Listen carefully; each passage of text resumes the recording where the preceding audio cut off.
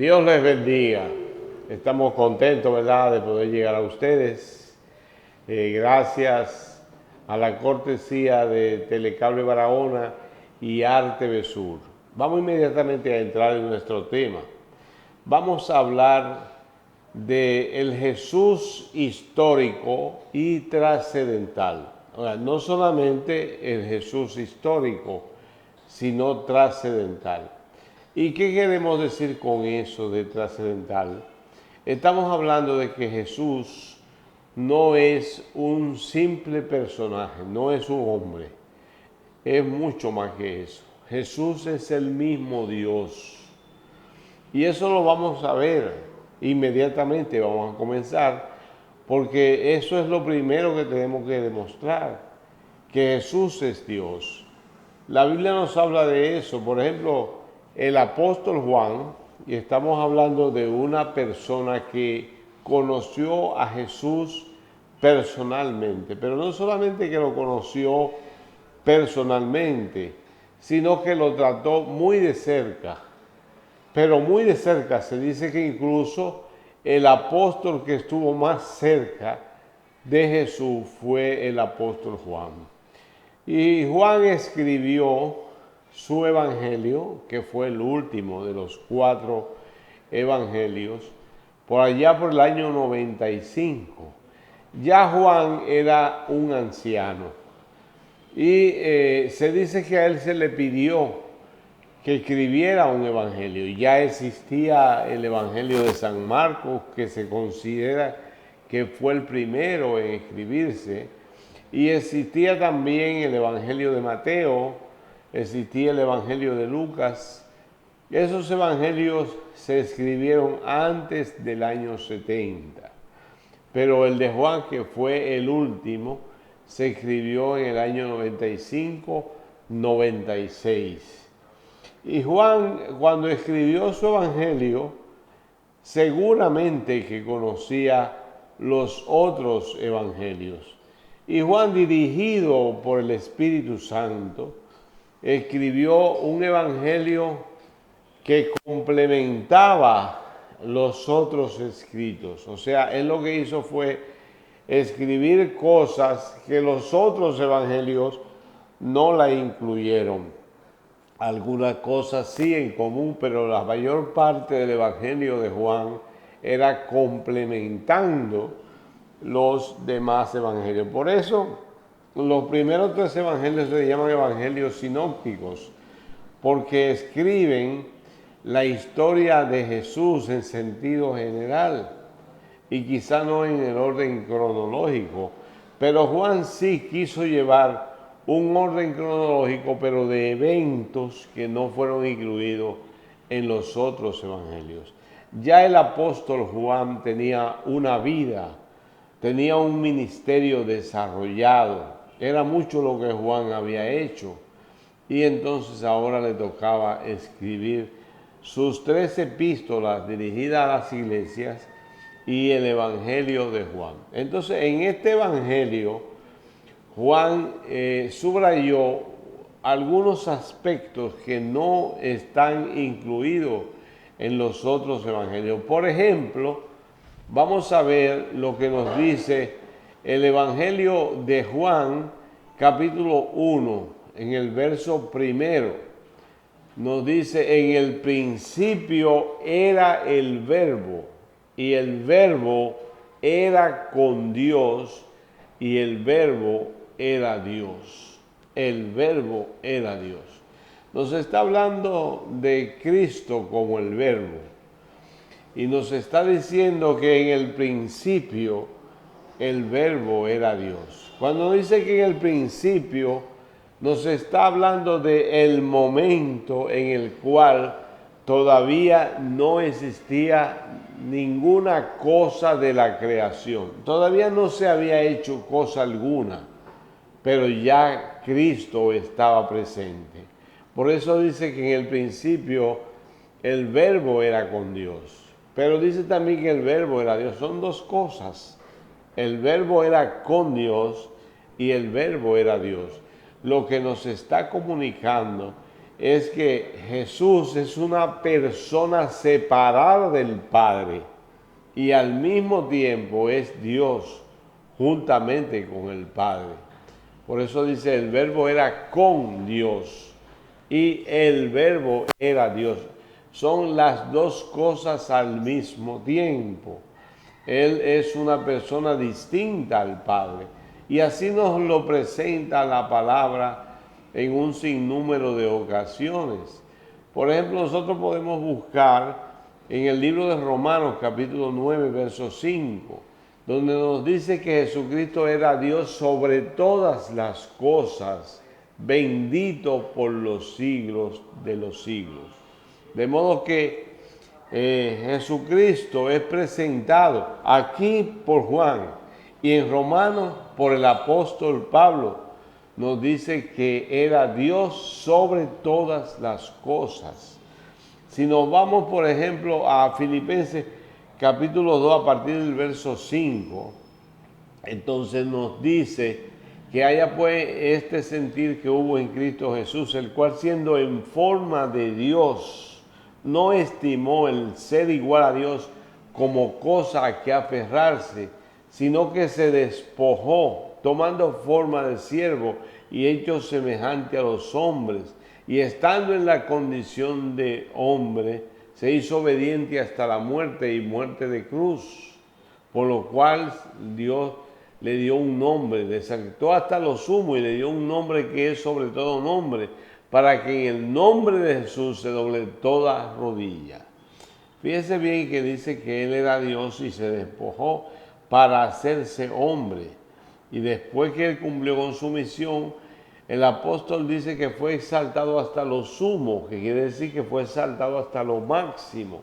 Y lo máximo es Dios. O sea que Él dejó de ser Dios para venir a cumplir una misión como hombre. Pero después que cumple esa misión, vuelve a ser exaltado hasta lo máximo. En el Evangelio de San Mateo, capítulo 28, verso 18, vamos a encontrar que el apóstol Mateo escribe palabras de nuestro Señor Jesucristo con relación a sí mismo. Dice, toda potestad me es dada en el cielo y en la tierra. Jesucristo había sido hombre, había cumplido una misión como hombre, pero ahora dice, me ha sido dado todo el poder en el cielo y en la tierra. Y dice que le fue dado, lógicamente, porque se había despojado. Pero después que él se despoja y cumple con su misión, entonces se le devuelve su calidad de lo divino y es exaltado hasta lo sumo. Algunos pues piensan que Jesucristo no resucitó en carne, pero en el Evangelio de San Lucas, él le dice a los apóstoles que creían que él era un fantasma, él le dice, no, tóquenme y vean que yo soy de carne y hueso. De modo que Jesucristo resucitó en carne.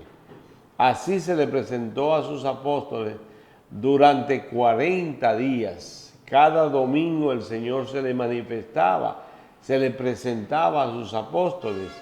Y al cumplirse los 40 días, los reunió a todos y entonces les dijo que no se fueran de Jerusalén hasta que no se fueran investidos de poder de lo alto, lo cual sucedió 10 días después de ese último encuentro, ese mismo que narra Mateo en el capítulo 28 a partir del verso 18.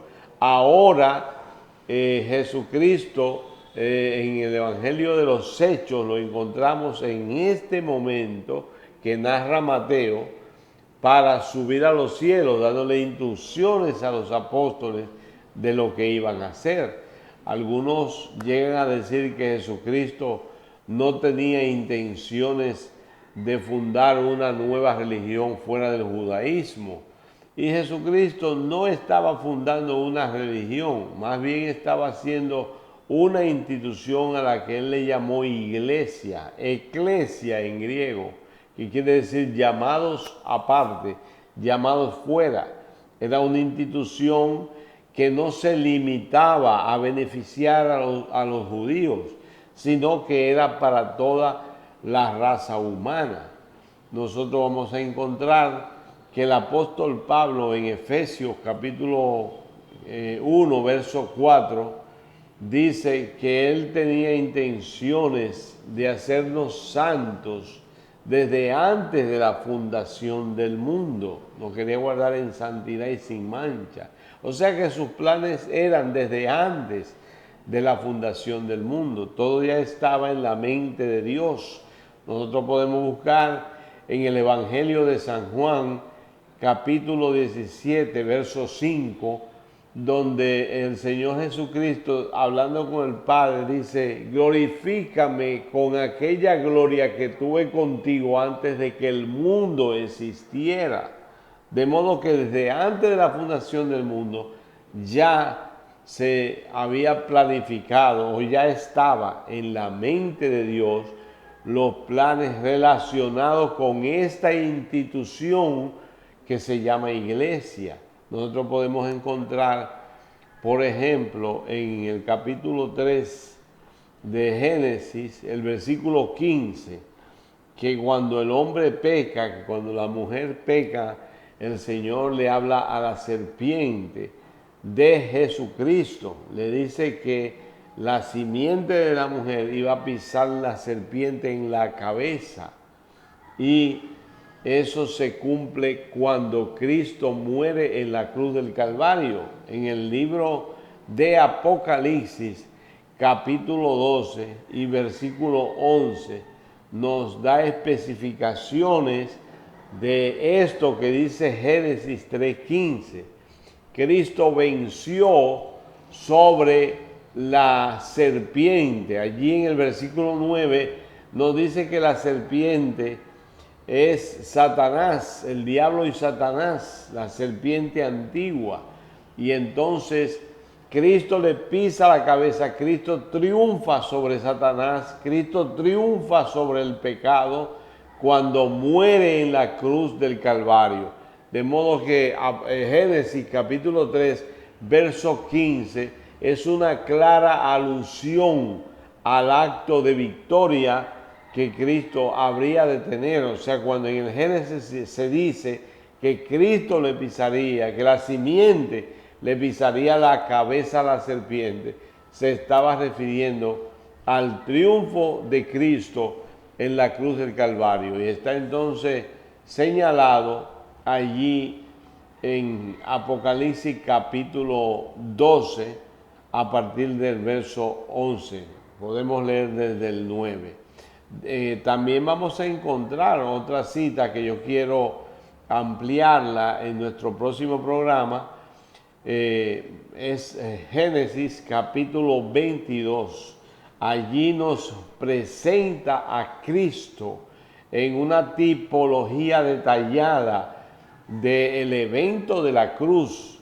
O sea, así como Génesis 3:15 nos presenta el evento de la cruz, que está en Apocalipsis 12, desde el 9 en adelante, así Génesis capítulo 22, verso 18, también nos da una tipología detallada del evento de la cruz. Y así le vamos a llamar, el evento de la cruz, que es algo que nos presenta el acto más importante de la historia de la raza humana, porque estaba contemplado en la mente de Dios desde antes de la creación. Allá en la eternidad, a lo largo de la eternidad, estaba ya contemplado en la mente de Dios el éxito, el triunfo de Cristo en la cruz del Calvario, a beneficio no solo del pueblo de Israel,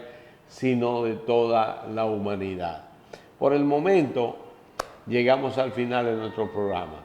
Le agradecemos su atención y le pedimos que nos acompañen en nuestro próximo programa. Muchas gracias y que el Señor les bendiga abundantemente.